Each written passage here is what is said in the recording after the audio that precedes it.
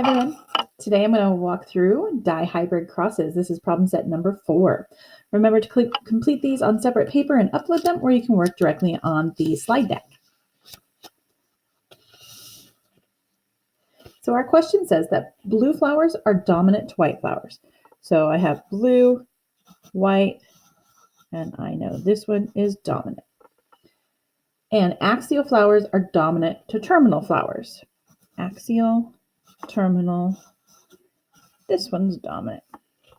Now, even if I don't know what axial and terminal are, I can keep working this problem because it never asked me to explain it or tell what those are. However, I know for some of you, that's kind of an important thing, is understanding what it is. So when I have a plant that grows, if I have flowers that grow at the ends, we call that terminal. If a flower grows along the stems, we call those axial. Okay, so we could have it grow in either place, axial or terminal. Terminal at the end, axial along the axis. It says to set up the information for each of the two traits, showing what symbols are for the alleles, which is dominant and recessive, and the genotypes and phenotypes for each trait. Okay, so let's do that setup. So here's our trait. We have flower color and we have flower position. Our alleles, we can use any letter we want to. Okay, we could use a C for color, but I don't like using C's because the capital and the lowercase looks the same. We could use F for flower, or how about we use a B, capital B for blue, and a lowercase b for white. Now our dominance pattern is blue is dominant to white. The genotypes that I can make with this, and remember gene, that's letters. So I could have homozygous dominant, heterozygous, or homozygous recessive. My phenotypes, those are the physical types or the things I can test for. So this would be blue or white. And because we're looking at just simple dominance, I know that this one is blue, blue, white. Next, we had flower position. For our flower position, we had axial and terminal. So how about an A? For axial, we'll use a lowercase a for terminal. Our dominance pattern, axial is dominant to terminal.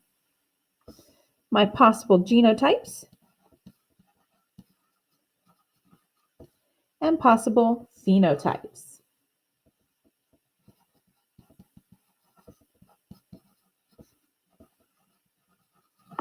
Our axial and terminal. Axial, terminal. Now remember, I can only be that recessive phenotype if I have 2 recessive genes. Same thing here. Something to keep in mind. Now that I have everything set up, I can start answering some problems. Write all of the possible genotypes for both of the traits combined. There should be 9. Well, how do I know that there's going to be 9? Let me look back at my setup and look at my genotypes.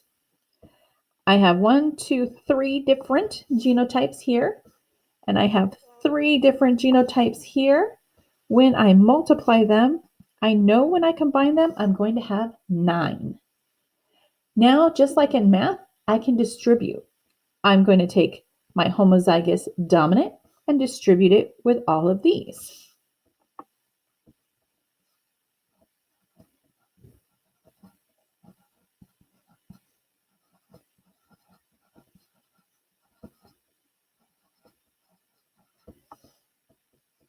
Then I'm going to move to my heterozygous and distribute it amongst all of the genotypes for the second trait.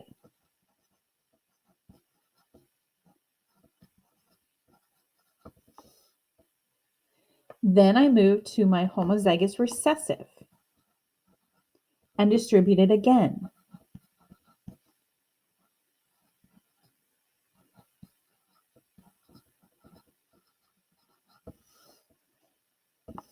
One, two, three, four, five, six, seven, 8, 9. I have found all 9. Okay. Write all of the possible phenotypes for both traits. So if I look here, my phenotypes were my physical characteristics. I had blue and white for axial and terminal. I had 2 of them here, 2 of them here. When I multiply, I get 4. That means I have 4 different combined phenotypes I could have. And again, I can just distribute blue with axial or blue with terminal.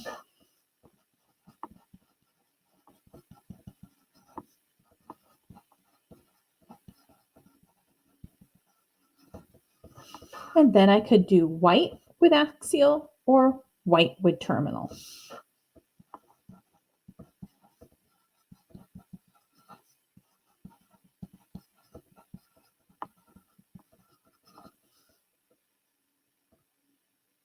All right, that's it. That's all I can do for my setup. Now I have to start crossing things in order to find more information. It says to show the genotype of 2 parents. So I have 2 parents. I know that means I'm crossing them that are heterozygous for both traits. Okay, we have to remember that hetero, that prefix hetero means different. That means that the 2 alleles are not the same. So that means my B's are not the same and my A's are not the same.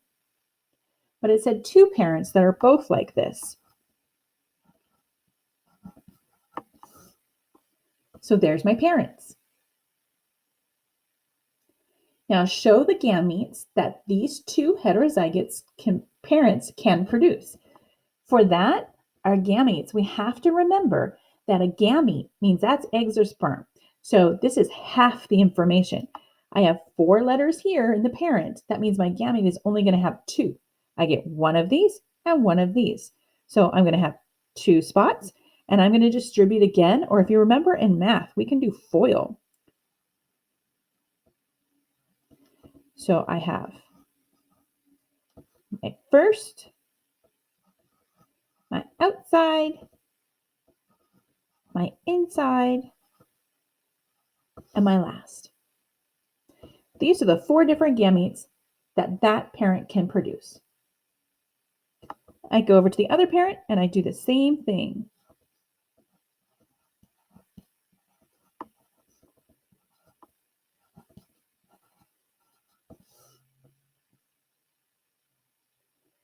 Okay, so now I know the gametes for this parent and the gametes for this parent.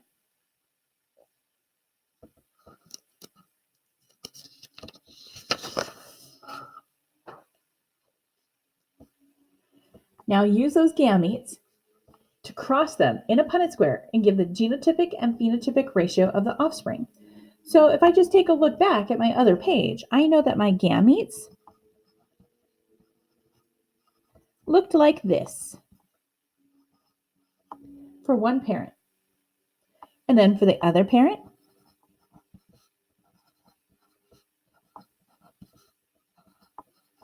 I have this. Now in my boxes, I just bring my letters down and over and put them back together. So here I have a big B and a big B, a big A and a big A. The next one, I have a big B and a big B, a big A and a little a.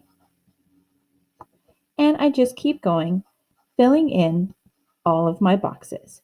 Be very careful to make sure that you're putting the right letters in, because if you put the right or the wrong information in here, you're going to get the wrong information down here. So make sure everything is correct.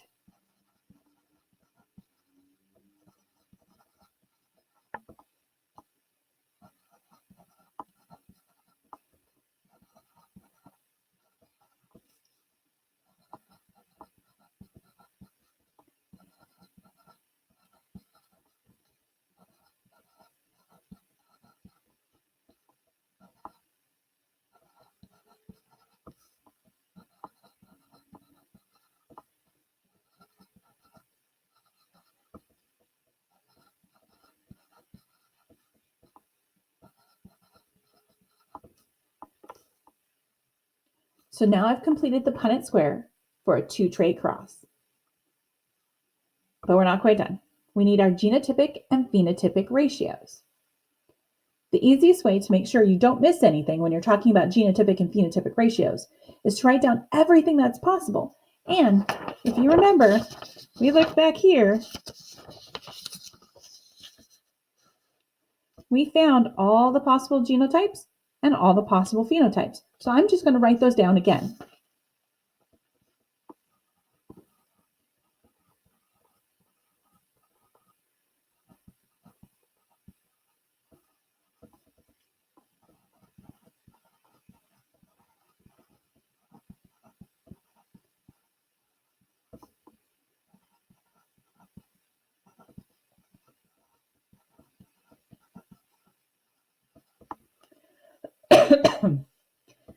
Excuse me. Okay, so now we have all of our genotypes that are possible with these combinations. Now I'm going to look at my table, my Punnett square, and find out, count the squares. How many are there that match? Okay, for this one, which is homozygous dominant for both traits, I have 1,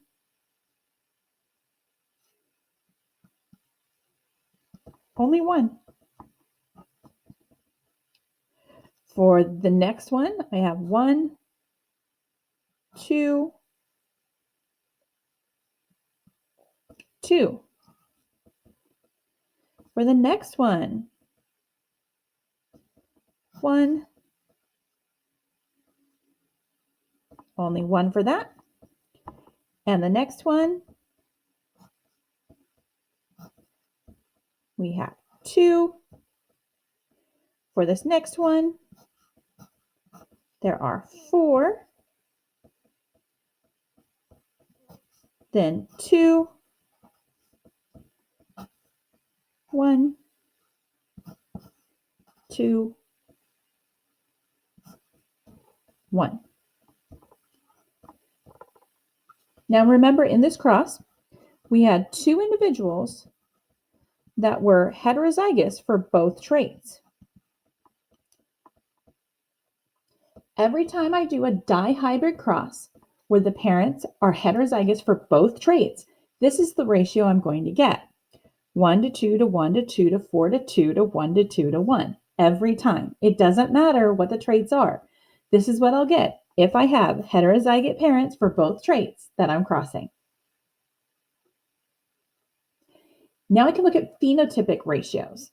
And if you looked back at your last sheet, we had blue axial, blue terminal,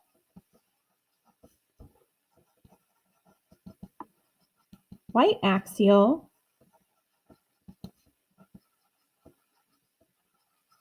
and white terminal. Okay, so now I have to look up here and figure out which ones are blue and axial. Well, this is blue and axial, this one is, this one, and this one. So I add them up. 4 plus 2 plus 2 plus 1. That's 9. Now, which ones are blue but terminal? That's these. 2 plus 1 is 3. Which ones are white and axial? And white and terminal.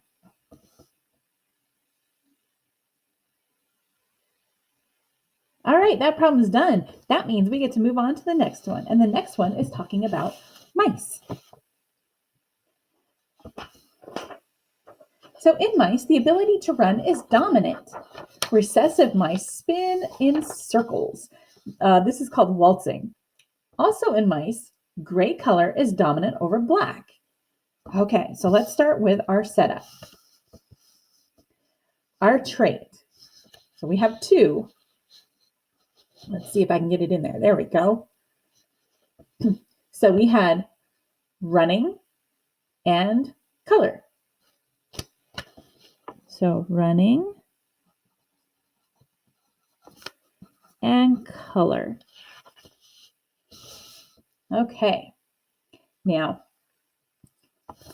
I was told that for running, that a capital R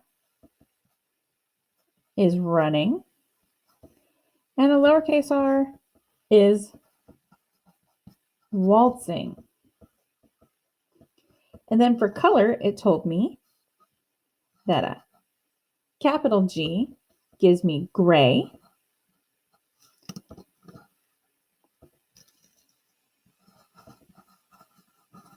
and the lowercase or recessive is going to give me black. Okay, so my genotypes separately are like this, and I can have run or waltz. I can have gray. I don't need to write or. And black, black, gray, gray, waltz, run, run. So combined genotypes, remember, this is where we're going to distribute. So I know that I could have this, and I can combine it with each of the other trait, or I can have the heterozygote,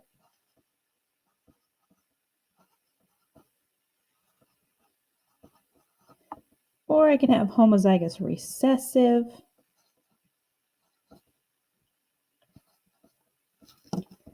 I messed up my pattern. Let me fix that. There we go. Those are all my possible genotypes. And I know that there's 9 because I have 3 times 3. Okay, now combined phenotypes. I have 2 here and 2 here. That means I should have 4. I can have running in gray or run in black.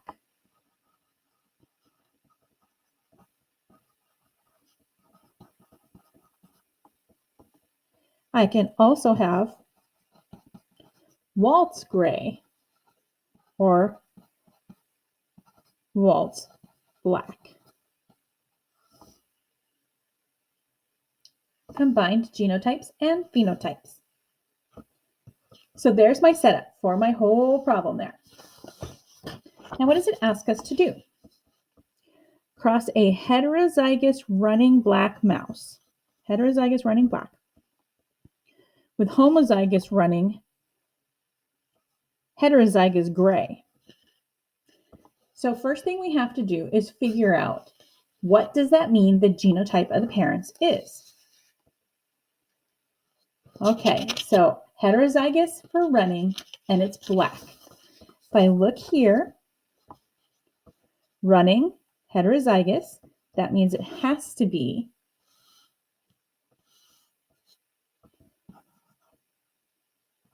that's heterozygous for running, and it's black. The only way to get black, we set up here, is to be the heterozygous recessive. I'm sorry, homozygous recessive. So homozygous recessive. So that's one parent. Now the other parent is homozygous running. Okay, to run means you have a big R. Homozygous, there we go. And it says it's heterozygous for gray. That means 2 different ones.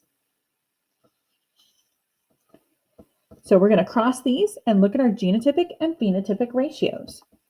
So the gametes made here would be a big R with a little g, a big R with a little g, little r, little g, little r, little g. And this parent makes big R, big G, big R, little g, big R, big G, big R, little g. So now we just put those on our Punnett square and fill in our boxes.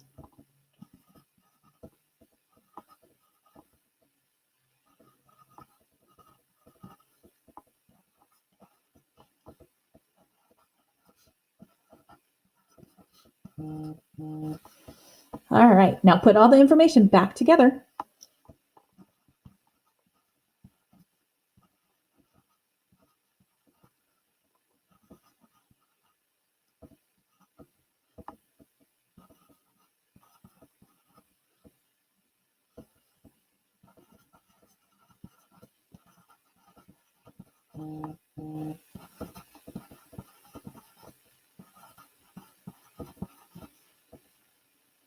And let's do the next column.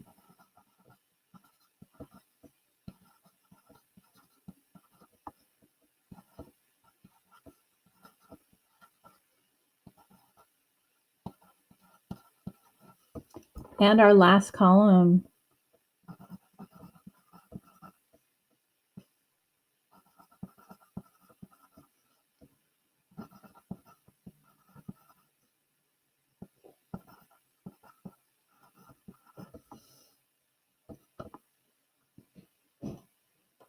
So that's just bringing all the information back together.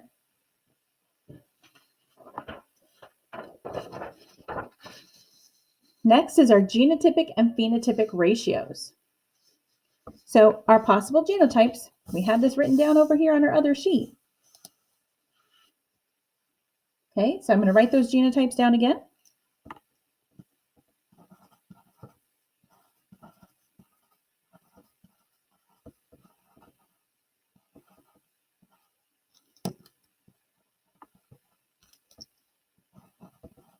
All these letters, my brain gets jumbled. Be sure to be really careful to get all the right things in there.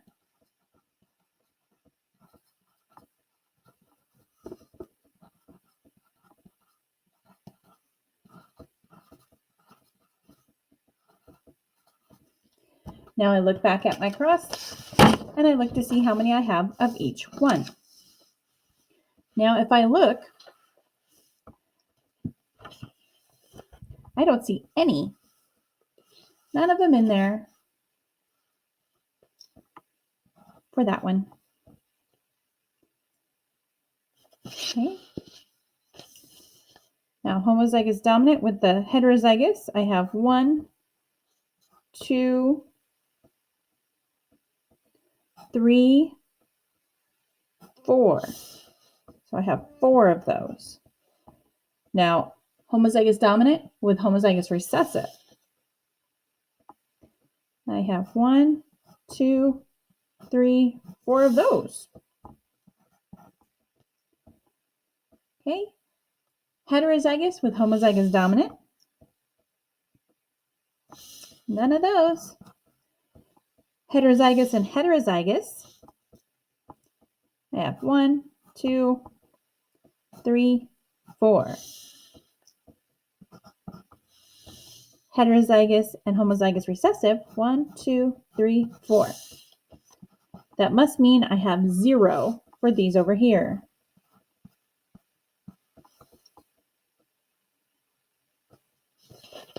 Now, phenotypic ratios. Make sure we can see these still. All right. We had running and gray or running and black. We had waltz gray and waltz black. So if I look here, these are running, these are running, these are running, and these are running. So all of mine are running. That means I'm not going to have any that are waltzing. So these are running in gray, running in black, running in gray, running in black. Okay, so that means I have 8 and 8.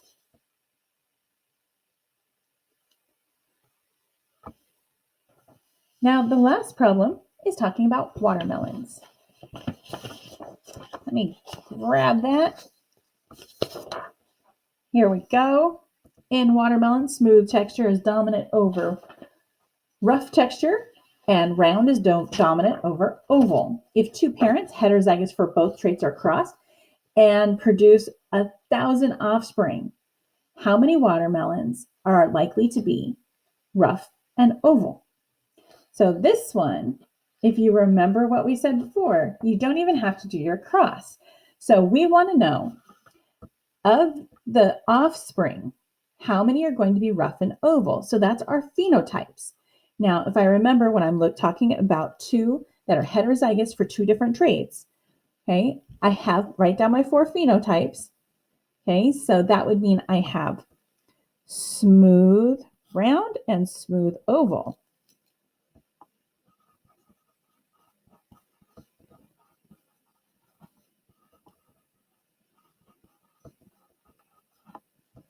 And then I also have rough round. And rough oval. Okay, now which one is the dominant with dominant? That's this one. Okay, that means I'm going to have 9 of those. Which is the recessive with the recessive? One of those. Okay, smooth with oval and rough with round. All right. Now, that's out of 16. So if I take my 1,000 and do 1,000 divided by 16, I'm just going to multiply. Okay, so let me get my calculator here.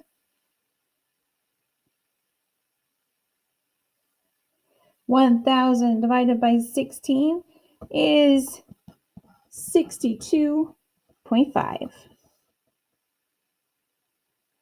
So that means I'm going to multiply that by 9 to get 562.5 of these. So we can say 563. That's close enough. We're going to take 62.5 times 3, and we get 187.5 or 188. That's close enough. Okay, times 3 again is 188 or 62.5 because it's times 1. Now, how many are going to be rough and oval? Well, that's this one here. So my answer is 62.5. Okay, the next problem set is multiple alleles. See you in a few minutes.